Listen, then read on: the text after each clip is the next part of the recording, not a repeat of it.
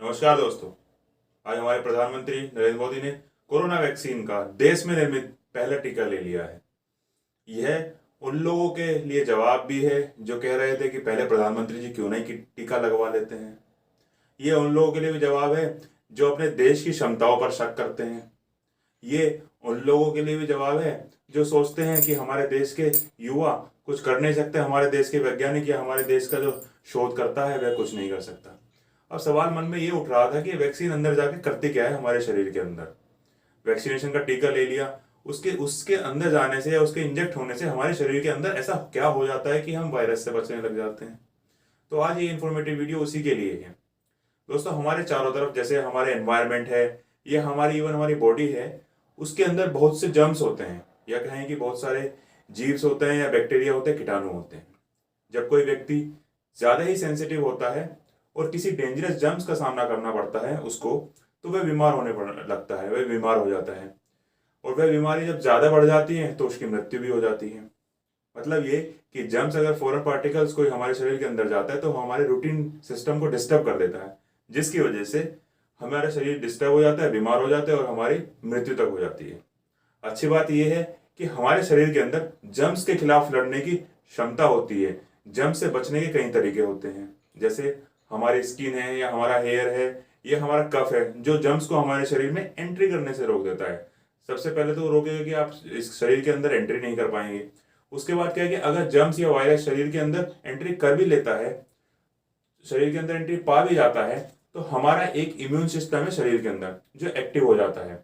जैसे कोई भी फॉरेन पार्टिकल हमारे शरीर के अंदर एंट्री लेता है, कोई जर्म्स या बैक्टीरिया के संपर्क में हम लोग आते हैं, तो हमारे शरीर का इम्यून सिस्टम तुरंत एक्टिव हो जाता है और वह उस जर्म्स या उस फॉरेन पार्टिकल्स से लड़ना स्टार्ट हो जाता है।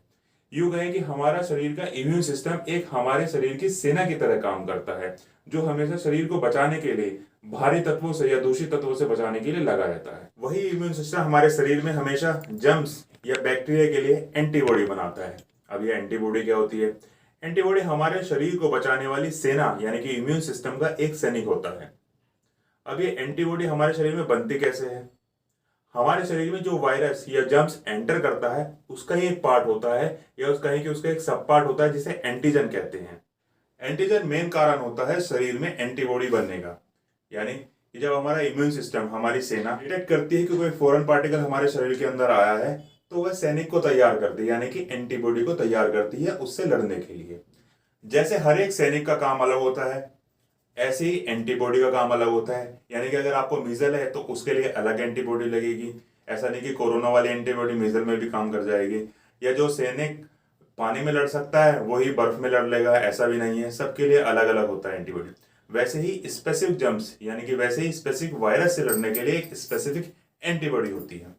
ऐसा नहीं है कि आपने वैक्सीन एक लगवा ली तो आपके लिए कोई वैक्सीन लगवाने की जरूरत ही नहीं है, सारी बीमारियां आपका उस वैक्सीन में कवर हो जाएंगी।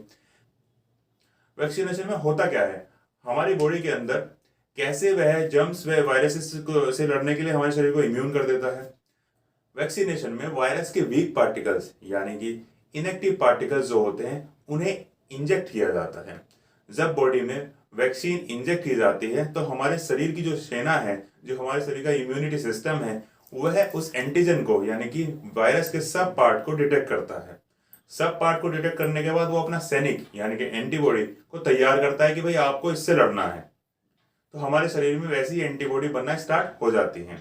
कुछ वायरस कोरोना वायरस जैसे होते हैं जो ज्यादा एक्टिव होते हैं, जो ज्यादा रीजनरेटिव होते हैं, उनके लिए क्या करना होता है कि सैनिक को तैयार ज्यादा करना होता है, स्ट्रेटेजी चेंज करनी होती है। इसीलिए वैक्सीनेशन की 2 डोज लगवानी पड़ती है जिससे उस जर्म्स या वायरस से लड़ा जा सके।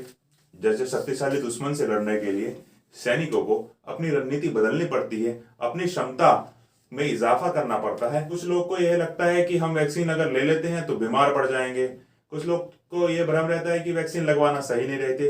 तो इस भ्रम को हमें हटाना चाहिए, क्योंकि वैक्सीन का जैसे एंटीजन हमारे शरीर के अंदर जाता है तो हमारा इम्यून सिस्टम उसके लिए एंटीबॉडी बनाना तैयार कर देता है।